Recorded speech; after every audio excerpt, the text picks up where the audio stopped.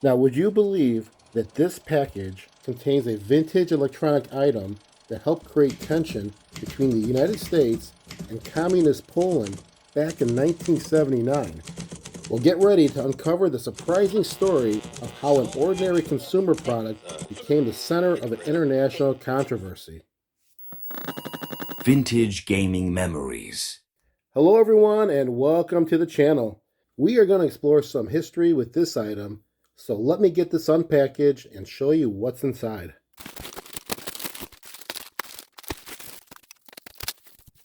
This here is the 1977 Panasonic AM/FM transistor pocket radio model RF-015. This has been referred to as the Mr. Thin series of radios from Panasonic.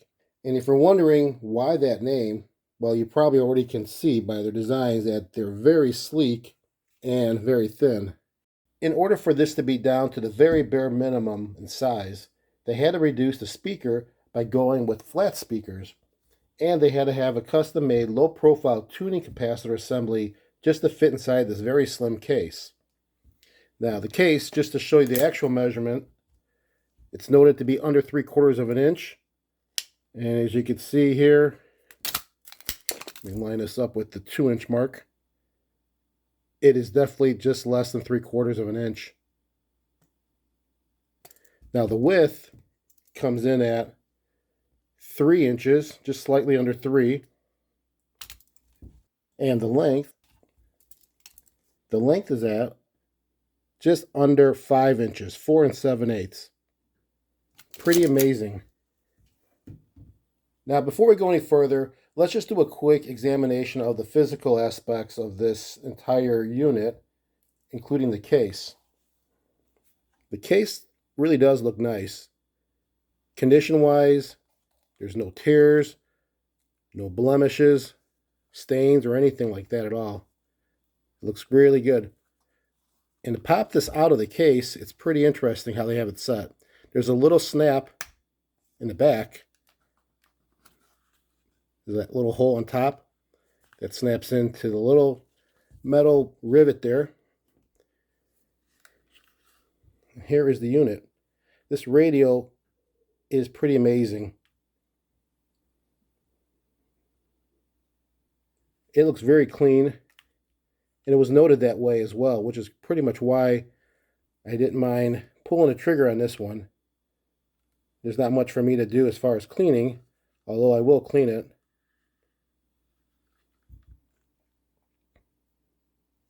In the battery compartment, it holds 2 AAA batteries. And you can see this is nice and clean, no corrosion whatsoever.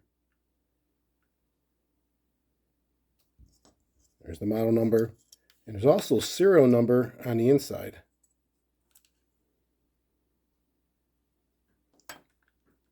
The antenna is straight and intact. This antenna measures just under 10 inches, about 9 3/4 to be exact. Oh, you know what? I almost forgot. How can I go without doing a weight on this? Did the measurements, but never got it on the scale. So let's put this on ounces. And we'll just put the radio, which comes in at 5 ounces without batteries. That is crazy. I should probably show this because I forgot to mention with the antenna as I was putting it back in place. I do like how this antenna gives you the option of pointing it in different directions without having to tilt the radio itself. Just another cool feature that Panasonic added to this very slim radio.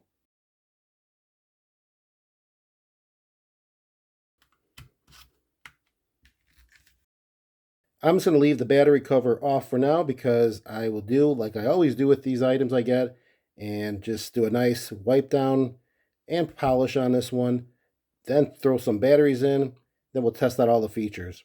Shouldn't take long because this is small and looks great to start. So I'll be back in 1 second. All right, well, here is a clean and polished Panasonic RF-015. Looks pretty pristine. Now, I wonder if Poland's security service was also impressed by it back in 1979. Well, with that lead in, here is the historical story on this Panasonic Mr. Thin radio. It's November 18th, 1979, and an American diplomat by the name of Peter Burke is working at the U.S. Embassy in Warsaw, Poland.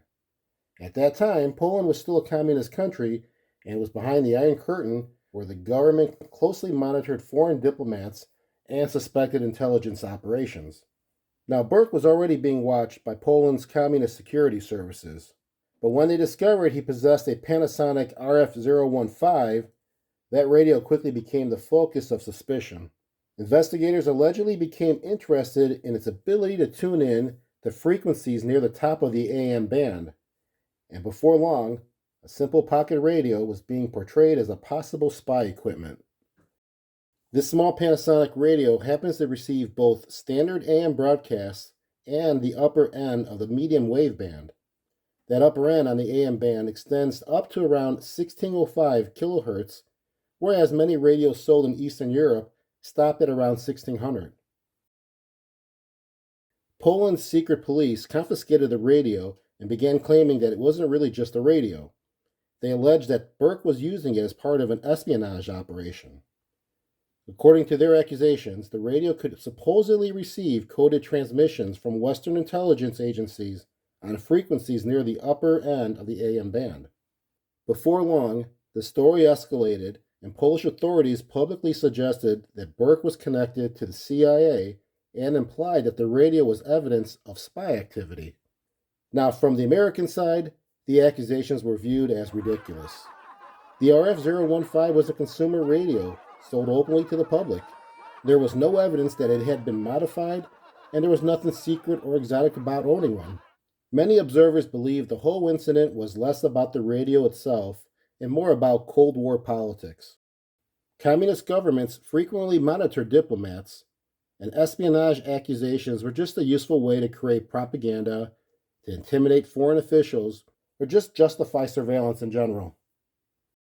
Ultimately, Burke was detained and questioned by Poland's communist security services. In the end, the RF-015 gained a strange place in Cold War history, not because of any proven spy activity, but just because the simple pocket radio became the centerpiece of allegations that a U.S. diplomat was secretly working for the CIA. Well, now that we have an understanding as to why this tiny, innocent-looking radio was accused of such deception on foreign land, let's put some batteries in it and see how this all works. This takes 2 AAA batteries.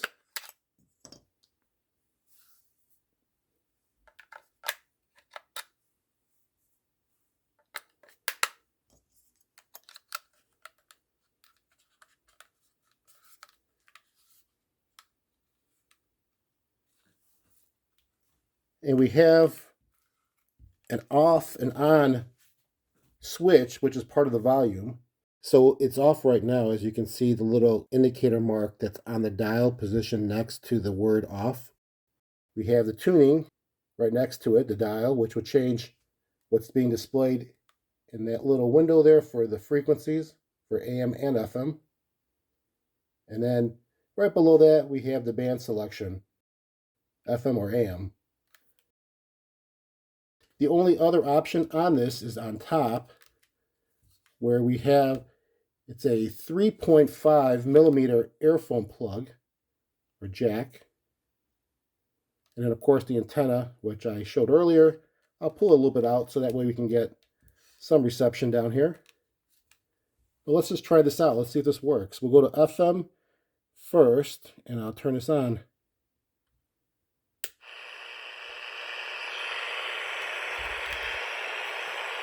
Nice and staticky. Let's go through the dial here and see if we can pick up something.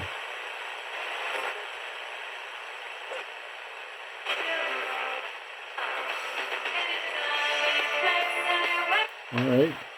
some Blondie.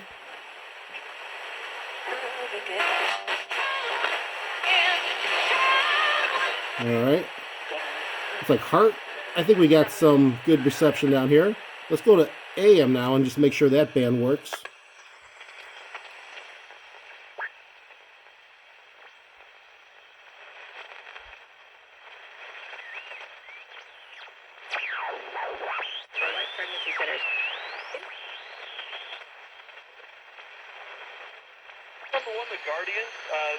All right, we got something there. All right, let's try the 1600 range and see if we can get a coded transmission from our government. Collector alert. Collector alert. Atari cartridge values continue to rise. ET remains unaffected. Wow, that was informative. I sure hope that information doesn't get buried.